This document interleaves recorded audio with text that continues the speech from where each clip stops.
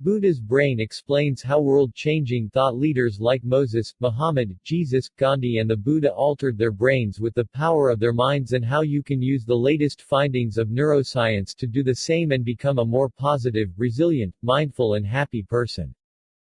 A few months ago my friend Patrik reminded me of Buddha's brain, by writing about a concept from it. While I'm not necessarily a mindfulness skeptic, I'm convinced it works. I've experienced it myself. Meditating isn't really my thing. Luckily, this book shares many ways to become more mindful, not just one. Here are 3 very practical lessons from the book to help you improve your life. 1. Stop throwing second darts by not dwelling on your pain. 2. Practice composure to not live in a state of constant desire. 3. Don't identify with so many things to reduce your suffering. Prepared to tap into Buddha's brain. Let's neuroscience the heck out of your happiness. Lesson 1. One dart hurts enough. Don't make your pain worse by dwelling on it. There's a great quote you might have heard, which is often accredited to Buddha, but whose origin is actually unknown. Pain is inevitable, suffering is optional. Anonymous. It pretty much sums up the idea Hansen describes in the book, which says that we experience discomfort on 2 levels. The first level feels like being struck by a dart. It's a sudden rush of pain, for example from an accident, stubbing your toe, touching a hot plate, crashing with your bike, a disappointed expectation, failure or rejection. This kind of pain is normal, we all have to face it in our lives, and there's not much we can do about it. Most of the time, however, we make it worse by throwing a second dart at ourselves, based on how we physically and mentally react to the first dart. For example, when you crash with your bike, you might curse at the person that blocked your view, blame the shitty tarmac, or not instantly go to the hospital because you have an important meeting. All of these add suffering to the pain you already have, but are entirely in your control. You don't have to do any of these.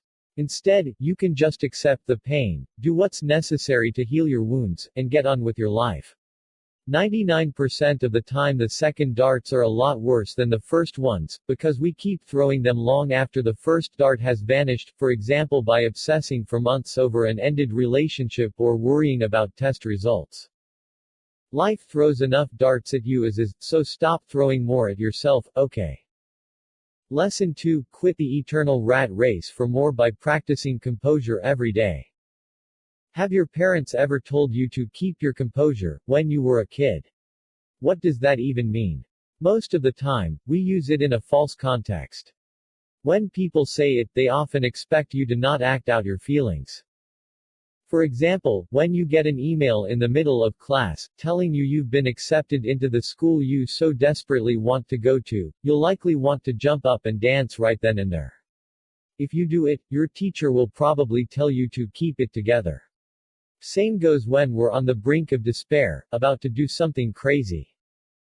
But composure doesn't mean hiding your feelings. When you're composed, you stay with and experience your feelings just long enough to let them sink in, without developing a permanent reaction to them. Doing your victory dance is just fine. When you instantly start to think about what's next, that's when it gets problematic. Composure is a circuit breaker. It allows you to cut the connection between, I feel good about this, and, I need more of it, or, I feel horrible about this, and, I must avoid this forever.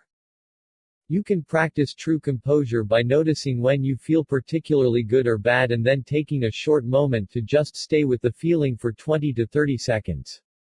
This allows you to let it sink in, while at the same time accepting that it's okay as it is, without instantly chasing the next thing in your head. Lesson 3. Reduce the suffering in your life by not identifying with so many things.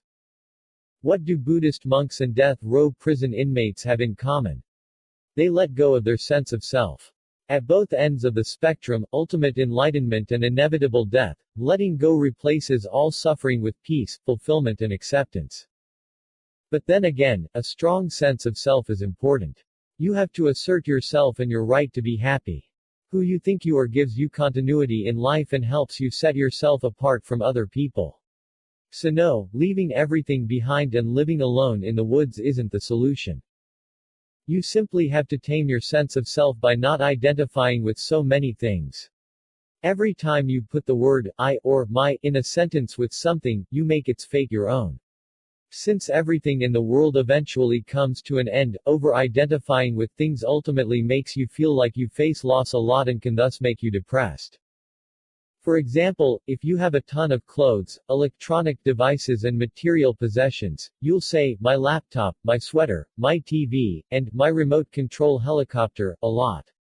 No matter which of these breaks next, you'll feel the pain of the first dart, so the more you have, the more darts are likely to come flying your way. Imagine taking a weekend to unclutter and ending up with 30% less than you had before.